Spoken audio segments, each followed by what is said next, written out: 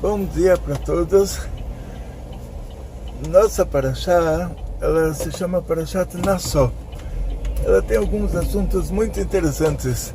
Desculpa hoje, por causa dos horários, eu vou ter que contar para vocês sobre a Parashá entre o Bom Retiro e Genópolis, em São Paulo.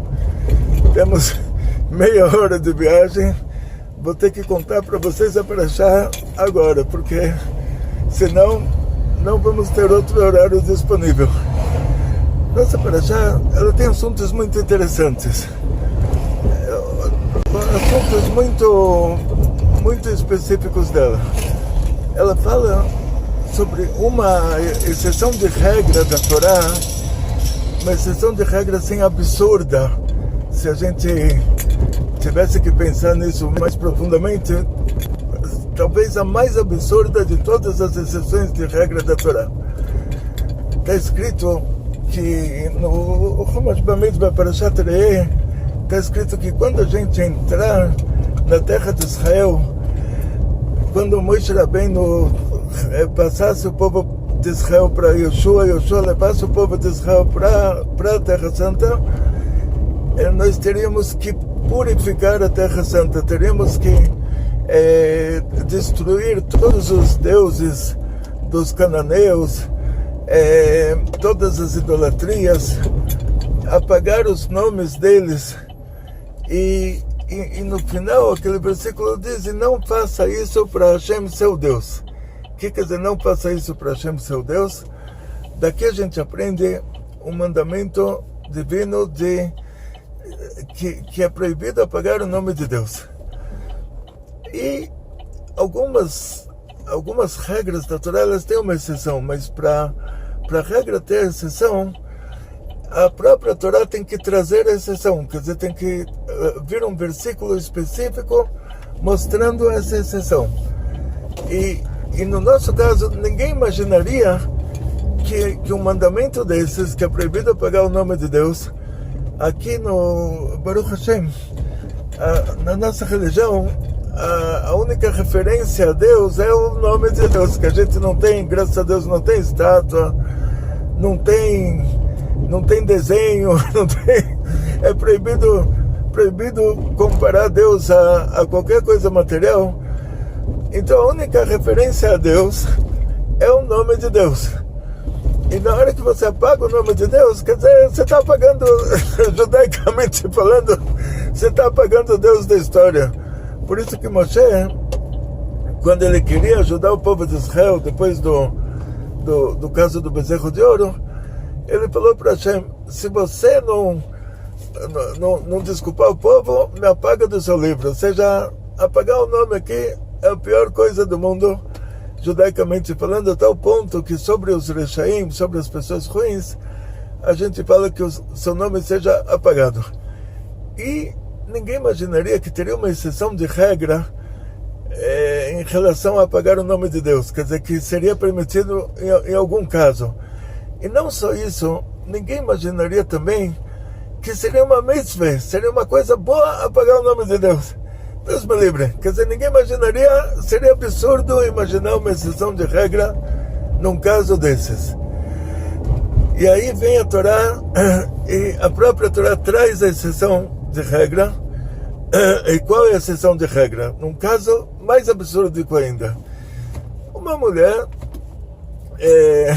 aparentemente, eu não sei o nível dessa mulher, mas o marido pede para ela não se trancar com um homem específico. Então, para o marido pedir uma coisa dessas, já ou seja, assim, a mulher sozinha deveria pensar nisso, né? O marido não tem que chegar em casa de manhã, bate na porta, atende outro homem e fala: olha, não tinha onde dormir, vim dormir na sua casa. E a porta estava trancada por dentro e ninguém mais tinha chave. Quer dizer, a mulher sozinha deveria ter um bom senso, né, de não se trancar com o homem dentro de casa. Posteriormente, os nossos sábios fizeram uma mitzvah de Rabbanan, proibindo a mulher se trancar com o homem dentro de casa, a não ser que tenha outras pessoas. Essa mitzvah tem muitas muitos detalhes. Mas aqui se trata de um caso que a mulher estava sozinha, com o homem sozinho, e com o homem que o marido ainda falou para ela: não se tranque com esse homem. E o marido suspeita que aconteceu alguma coisa. Como terminaria uma história dessas? Obviamente, terminaria num divórcio. Ou seja, não teria muita sombra de dúvida que o marido diria para ela que ele suspeita dela. E um casamento composto de um marido e uma mulher, e não dois maridos e uma mulher. Então, o marido, obviamente, nessa hora, por ele, o casamento teria terminado aí. Mas vocês acham que vocês acham que Deus iria deixar um casamento judaico terminar? De jeito nenhum. Então, o próprio Deus faz uma proposta, fala: olha, num caso desses, se a mulher está falando que ela não fez nada de errado e não tem como comprovar, então aí o próprio Deus, ele vai ser a testemunha de que ela não fez nada de errado. Vai ser o único mandamento da Torá que ele é um milagre específico, que ele não tem um lado racional, ele só tem um lado milagroso. É o único mandamento da Torá. Assim diz o Ramban, Rav Moshe ben Nachman, que esse mandamento, ele é somente lado milagre. Ele não é um mandamento prático, assim de que alguma coisa lá vai causar outra coisa.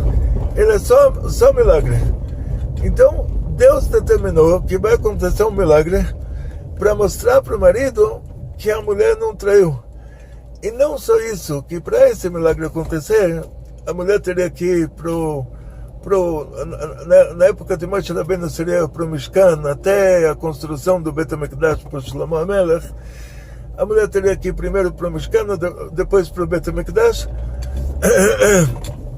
E por isso até que hoje é proibido para a gente falar para nossa esposa: não se tranque com tal pessoa, que se isso acontecer, sendo que não tem o Beit HaMikdash, aí a gente entra num rolo, judaicamente falando.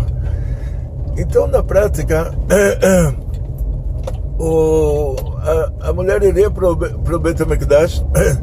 É claro que antes de ir para o Beit HaMikdash, ela passaria pelo Sanedrim, que é o grande tribunal de Jerusalém, e lá os rabinos interrogariam ela, porque na hora que ela falou: olha, eu não tive uma relação com aquela pessoa, realmente a casa estava trancada, e tem testemunhas que ele falou para ela não se trancar com ele, com aquele outro homem, tem testemunhas de que ela se trancou.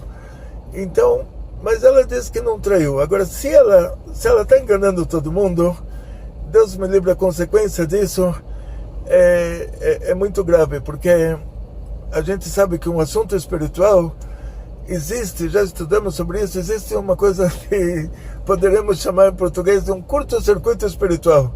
O que é um curto-circuito espiritual? Quando dois opostos se unem num assunto espiritual muito elevado, tipo os filhos de Arão, Nadav e Avihu, eles entraram no Mishkan, aparentemente bêbados ou alguma coisa lá que não devia ter sido feita, trouxeram um Ktoret que não deveria estar, fizeram um trabalho do pai deles.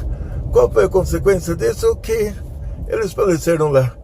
Então a mesma coisa aconteceria com ela, quer dizer, se ela tivesse traído o marido e ela vai para o Beit HaMikdash e diz que não traiu, e lá vai ser dado para ela escrito uma Megillah com essa parte da nossa Parashá, que a gente chamaria isso de a maldição da Sotá, quer dizer, que caso ela fez, o que aconteceria para ela. Essa Megillah tem o nome de Deus, e essa Megillah é apagada para dentro de um copo de água, e é acrescentado uma planta chamada Laná, que é tipo uma planta amarga, porque está escrito que essas águas tem que ser uma água amarga. Então é acrescentado tipo o contrário de um adoçante lá, um amargante. é uma planta chamada laná. Não sei se essa planta, se a gente tem como comprovar que planta é essa hoje, mas o que acontece? Ela beberia esse copo de água com a Parashat Sotá apagada, com a Megilat Sotá apagada, e com aquela laná. E se ela não tivesse feito nada de verdade, se ela não tivesse filhos, agora ela vai ter muitos filhos. Se ela já tivesse filhos, os filhos vão ser mais bonitos, mais inteligentes. Quer dizer, a partir de agora ela vai ter uma vida muito melhor com o marido dela. Deus vai indenizar ela pelo sofrimento que ela passou, que ela tinha que ir até Jerusalém, ir até o Beis Din, ir até o Bet HaMikdash, tomar aquela água, passar aquela vergonha, porque ela passou um pouquinho de vergonha para ver se, caso ela tenha traído, para ela voltar atrás e falar que traiu. Aí teria um divórcio realmente. Ela sairia sem a ketubá, sem a indenização financeira do divórcio. Mas terminaria assim, ela ia para o lado dela, ele ia para o lado dele, e ela iria se casar com quem ela quisesse depois, e ele também.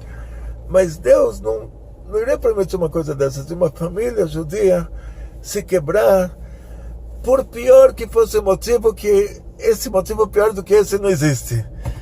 Então o que a gente vai aprender daqui na prática? Cada um de nós tem os maiores motivos do mundo para brigar com a mulher. Não sei, ela esqueceu de qualquer coisa aí, que tem 1 milhão de coisas na cabeça e uma coisinha pequenininha ela esqueceu. Então a pessoa já chega em casa, já vira a cara para a mulher. Não sei, ele esqueceu do aniversário dela, porque ele sabia que o aniversário dela era naquela data, mas não sabia que hoje era aquela data.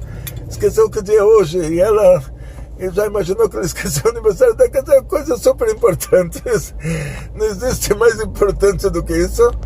A gente, por besteirinha, vamos ser claros, a gente é capaz de brigar em casa, ficar 2 semanas brigados, para tentar educar o nosso cônjuge a se comportar melhor. Isso é o maior absurdo do mundo. Maior absurdo. Quer dizer, assim, se o próprio Deus está disposto a pagar o próprio nome, que é a única coisa de Deus que a gente tem na mão, assim, que é o nome de Deus. Ou seja, assim, é Deus apagando Deus para fazer um Shalom Bait, para trazer para a gente harmonia na nossa casa, a paz em casa, harmonia conjugal. Então, quanto mais nós, imagina o sofrimento lá em cima, na hora que o marido briga com a mulher. Está escrito que uma família é composta de 3 partes. Tem o pai, a mãe e Deus.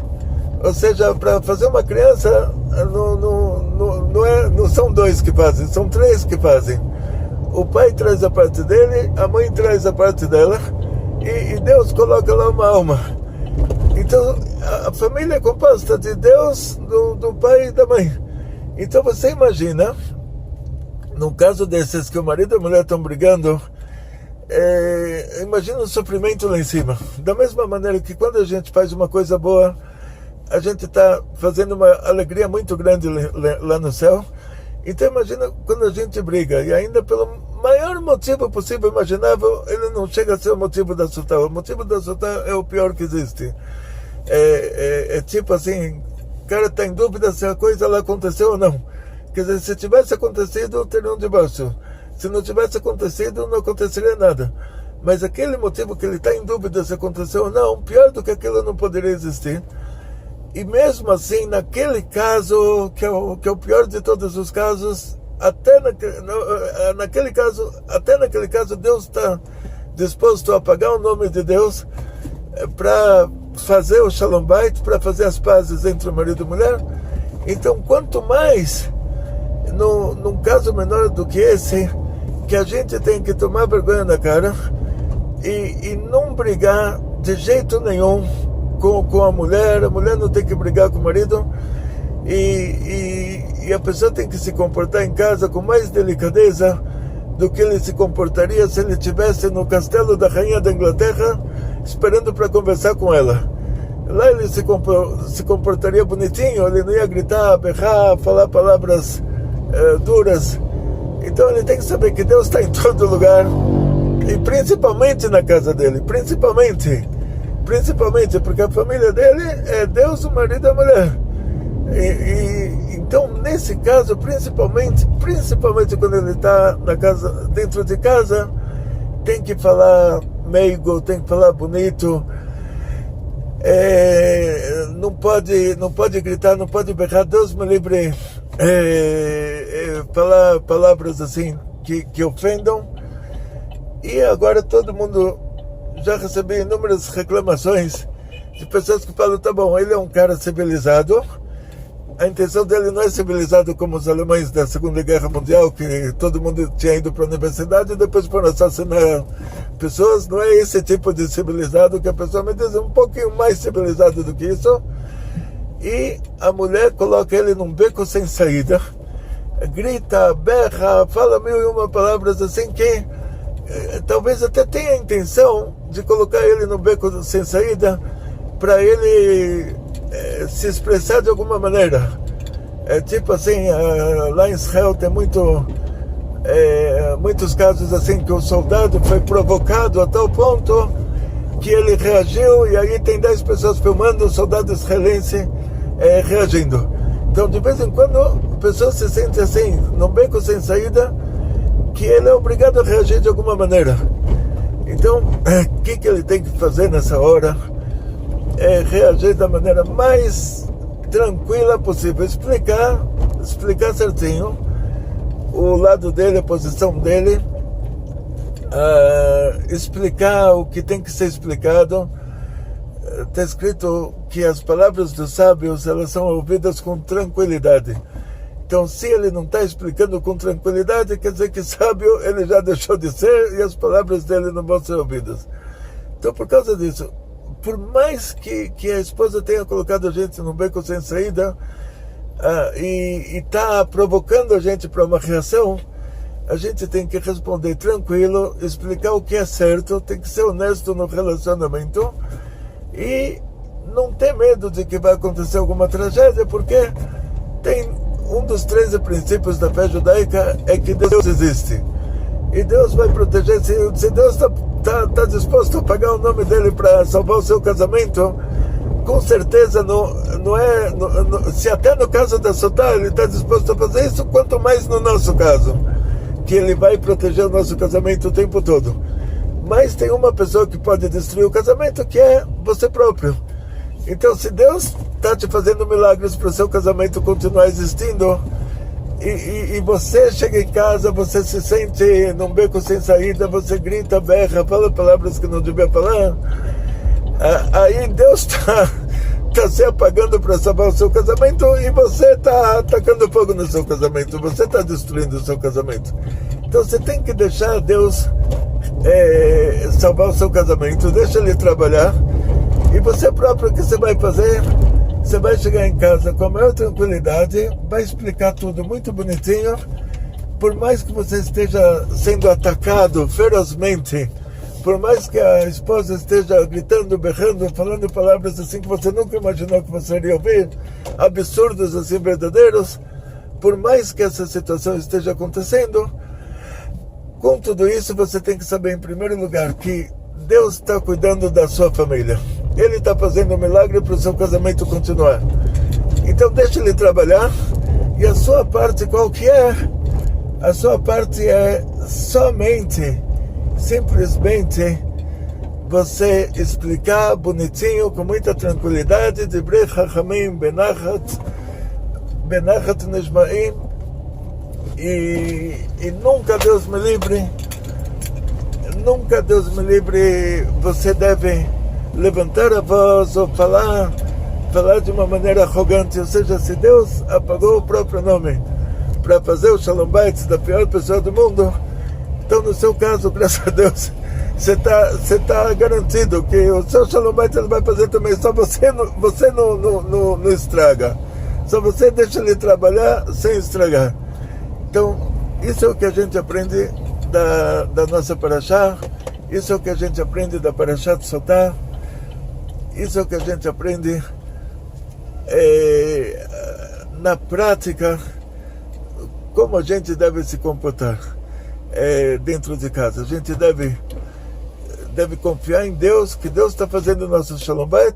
A gente tem que responder sempre com muita paz e tranquilidade e não imaginar que tudo está dependendo de nós. Tudo está dependendo de Deus. E Ele vai fazer o melhor possível imaginável. Ele vai fazer muito melhor do que você poderia fazer. Só a gente não pode estragar. Então, por favor, você chega em casa, não estraga, deixa Deus trabalhar, não estraga o trabalho dele. Seja, a mulher grita, você responde bonitinho, você explica bonitinho. Não pensa que por causa disso ela vai fazer o que ela quer, porque Deus está ajudando, ela vai fazer o que é certo. Deus não faria você se casar com uma mulher que não fosse de acordo com o seu nível espiritual, então ela vai se comportar da maneira correta. Não adianta gritar, berrar. Aqui no Brasil, agora eu não fiz isso para mostrar para vocês, mas você buzina para alguém, ele para o carro, ele desliga, ele quer que você buzine mais. Então não adianta gritar com a mulher, que aí ela vai desligar, aí que ela vai empacar de vez. Então, ao contrário, explica tudo bonitinho, deixa Deus fazer a parte dele, você faz a sua, e no fim tudo dá certo. Muito obrigado e muito sucesso para todos, muita saúde, muito dinheiro, muitas felicidades. Não se esqueçam de acessar o nosso site www.ongtorah.com. Lá tem uma seção chamada Curso de Shalom Bait, que foi feita pelas voluntárias da nossa ONG, com muitas ideias. Assim, se acontece, todo mundo tem problema em casa. Isso não adianta. A pessoa que fala que não tem problema em casa, ele está mentindo. Não existe uma pessoa, Moshe Rabbeinu, maior de todos os profetas, ele teve problemas com a mulher. Então, ninguém é maior do que Moshe Rabbeinu, ninguém é mais tzadik do que ele. Até ele, que era o maior tzadik, teve problemas com o Tzipora. Então, todo mundo tem problema, não adianta falar que não tem. E lá no curso de Shalom Bait, as voluntárias elas trouxeram várias ideias como solucionar problemas dentro de casa, problemas de Shalom Bait, de harmonia familiar. E qualquer coisa vocês podem me escrever também. Lá tem pergunta ao rabino do site. Podem me mandar pergunta o que fazer em certos casos. E assim, só para terminar, vou contar uma história para vocês de um caso extremo. Uma pessoa uma vez me ligou de um trem e ele falou que ele quer se converter ao judaísmo e ele quer se divorciar. Eu falei, Deus me livre, então você está se contradizendo. Você quer se converter ao judaísmo? O judaísmo é uma religião, graças a Deus, que incentiva, em primeiro lugar, a família. E você quer se converter ao judaísmo, você quer se divorciar, o que está acontecendo? Aí ele falou, a minha mulher lá na minha casa tem o cantinho das estátuas. E a minha mulher está rezando para as estátuas para me tirar do judaísmo. Então não vou me divorciar, quer dizer, pior do que idolatria existe no mundo. Aí eu falei para ele, olha, em primeiro lugar, ensina a mulher a Torá. Começa a conversar com ela, ensina ela com tranquilidade, com paz, com tranquilidade, com amor, com carinho. E hoje ela está muito melhor do que ele. Hoje, graças a Deus, eles são uma família judia e ela sabe muito mais Torá do que ele. Ela está muito mais... Então, assim, em nenhuma situação a gente tem que se desesperar, sempre tem que explicar bonitinho, com muita tranquilidade, com muito amor, com muito carinho. E muito obrigado para vocês todos que ouviram desculpa que a aula não tinha outro tempo e provavelmente daqui para frente acho que as nossas aulas vão ser entre uma aula e outra, vai ser na estrada mesmo. Então, desculpa novamente. Atzlacha, briut, parnassá beshefa. Kol tov lekulam. Toda rabá.